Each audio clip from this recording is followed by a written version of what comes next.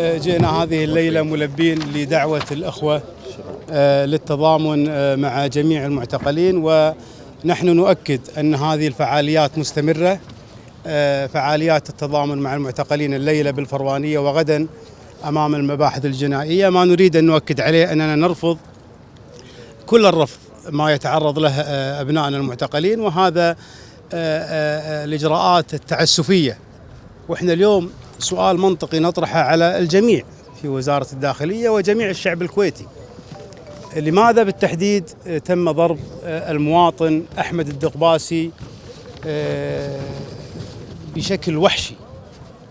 هل هذا الموضوع موضوع لأنه كان في القوات الخاصة وأرادوا القوات الخاصة النيل منه وضربه بهذا الشكل؟